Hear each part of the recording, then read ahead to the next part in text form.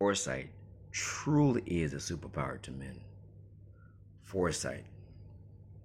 The reason why the powers that be focus on the fact that they need to destroy the family unit so that the woman can be isolated is the same way as a lion. If you're going to eat one of them zebras, you need to isolate one, because if you're going to come against the group, you might be attacked. Even though the prey is significantly weaker than you are, but if they're band together, they're gonna kick your ass. So, as a lion, you need to have a strategy of isolation. So you isolate one, and then you pounce on it, and you can chew on it. So, the woman, when she's isolated, she is the best consumer for the economy. A lot of student debt is held by women.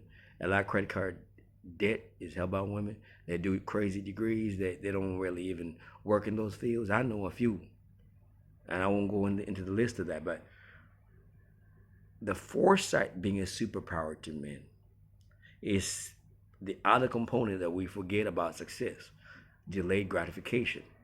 You know where you want to be as a man.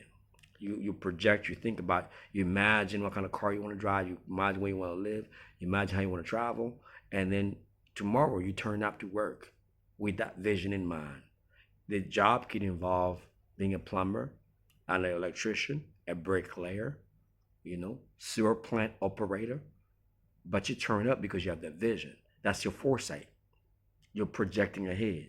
You're focusing on the fact that, yes, it's uncomfortable today. My environment sucks, it smells. I'm tired, but I know where I'm going. And that's why it's toxic sometimes, not sometimes, all the time, when you engage with a woman who's a high consumer. That's why to be with these bad bees whose lifestyle is about projecting wealth. You are happy to look basic. You don't buy new clothes on the regular. You don't, because you understand that where you're going, you don't need no new clothes every day, every week. You don't need to be seen at a certain spot taking photos, showing photos of your prawns and your shrimp and your crab. You don't need that. So you turn out for your dirty job.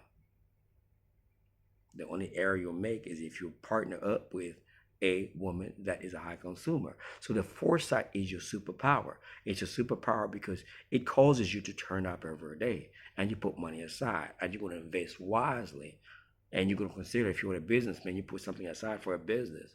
That's your foresight. It's your superpower. The woman, she wants to live in the moment. Oh, I've been working too hard. She would take days off. She'll go, she'll do a trip. So now with your superpower, now that you got to the point where, we never really arrived to truly do it, okay? But now you're at that point where things are going good, your cars are paid off, your home is paid off, maybe you got two properties, and so for a third, that's, mortgaged. And now here comes the one that did not have foresight. She lived in the moment, broken, hurting, and you're supposed to take care of that. No. So your superpower then allows you to pick a better. Unfortunately, a lot of men get trapped into, oh, I always wanted her, I always desired her, and jump into that in divorce, and she takes half of your stuff, lucky, maybe even more, because now you have no enthusiasm for going that life. So now she her recklessness, and then she partners up with you because you lack wisdom now. Then you lose. But exercise wisdom, because your foresight is important.